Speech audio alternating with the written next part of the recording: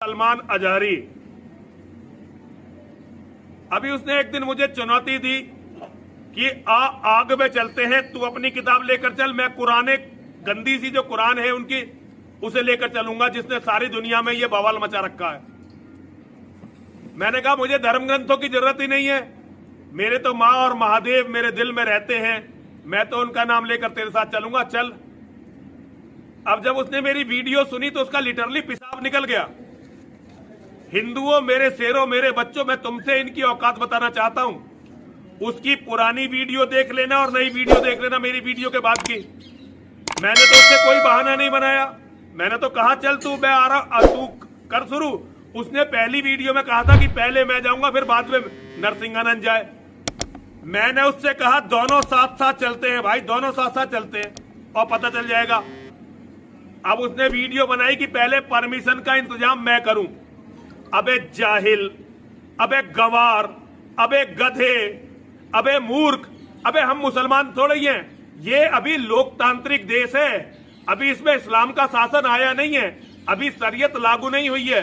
जब तक शरीयत लागू नहीं होती, ये दरिंदों वाली, ये भेड़ियों वाली, ये लकड़बग्गों वाली जो हरकतें हैं ना, ये कानूनी नहीं मानी जाती। यहां ऐसा कोई कानून नहीं है कि सरकार जो है ये इजाजत दे दे कि तू और मैं आग में कूद जाए।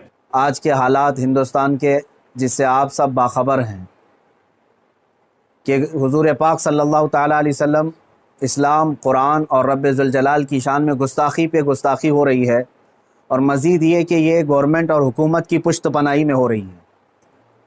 अगर ऐसा नहीं होता तो ये चंद खबीस खुले सांड की तरह 1.5 महीने से नहीं चीख रहे होते। अभी अभी जिस मलून नरसिंहानंद की गुस्ताखियाँ और मुगल्लज़ात और गालियाँ सुन करके हमारे दिल छलनी छलनी हो चुके थे, हम अब पानी सर से ऊपर हो चुका है मुसलमान।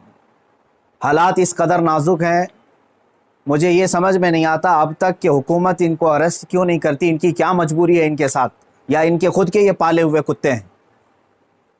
ये मुसलसल रोज़ाना वीडियो अपलोड करते हैं, क्या इनको पुलिस पूछती तक नहीं है कि तुम इस तरह सांप्रदायिक माहौल कर रहे हो, फितना फैला रहे हो, हिंदुस्तान में अमन व अमान ख़राब कर रहे हो? इनको पूछने वाला भी कोई नहीं है।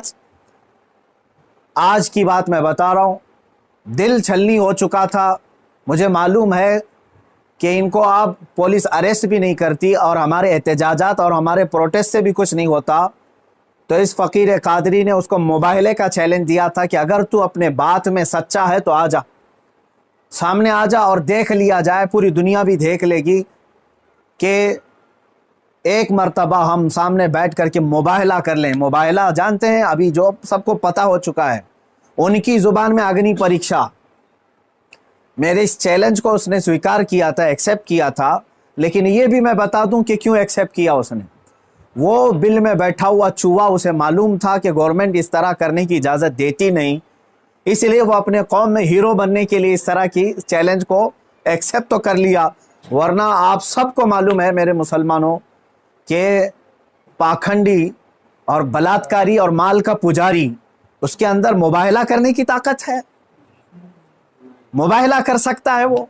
उसका उसके खुद के दीन और धर्म से कोई ताल्लुक नहीं है। मैं ये चैलेंज के साथ कहता हूं, सनातन धर्म से भी उसका कोई ताल्लुक